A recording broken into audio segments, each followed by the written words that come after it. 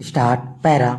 उपाध्यक्ष महोदय, यदि आप आज्ञा दें तो मैं अपने विचार इस सदन के सामने रखना चाहता हूँ।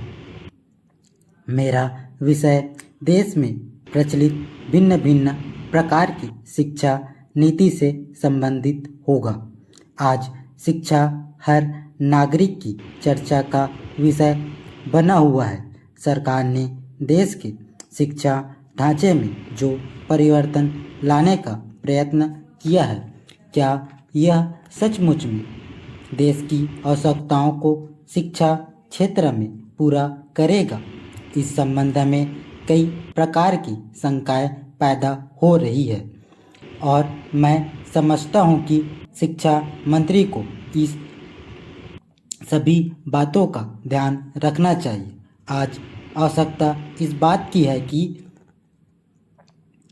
शिक्षा के माध्यम से हमारे बच्चों का सर्वांगीण विकास हो तथा जो दोष एवं त्रुटियां हमारी शिक्षा प्रणाली में अब तक रही है वे दूर हो जावे। पैरा। श्रीमान, जहाँ तक इस बारे में जो निष्कर्ष निकला है वह यही है कि शिक्षा शास्त्रियों का अभी तक भी इन परिवर्तनों में एक मत नहीं है। इसलिए इस स्थिति में नई शिक्षा प्रणाली को लागू करना बच्चों के जीवन से खिलवाड़ करने के समान होगा।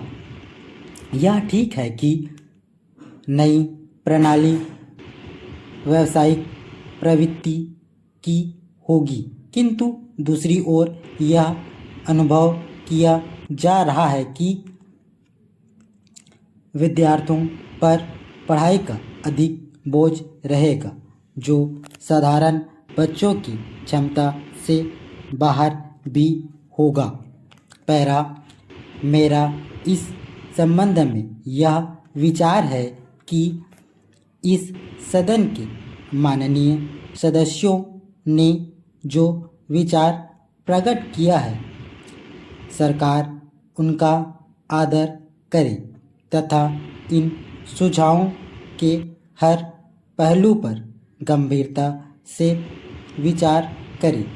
इन सदन में बोलने वाले बहुत से सदस्य ऐसे भी हैं जो स्वयं शिक्षा शास्त्री हैं तथा उनका क्षेत्र में व्यवहारिक अनुभव भी हैं।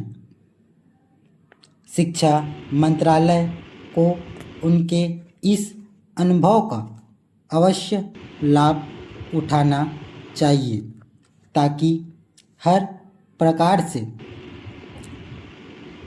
सुधरी हुई एक ऐसी शिक्षा नीति हम देश में लागू कर सकें जिससे सभी उद्देश्यों की पूर्ति हो।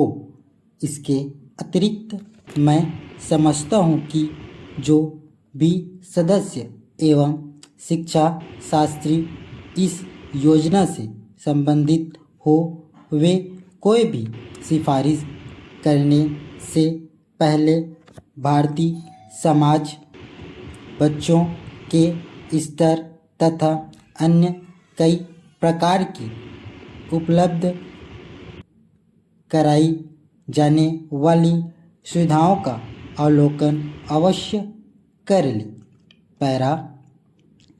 मान्यवर, इस विषय पर मैं और भी खुले दिल से अपने विचार रखना चाहता था, किंतु समय का अभाव है, अतः मैं अपना भाषण यहीं समाप्त करता हूँ।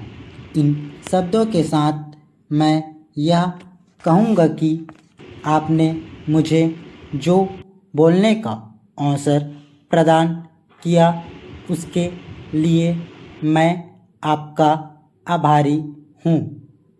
स्टॉप।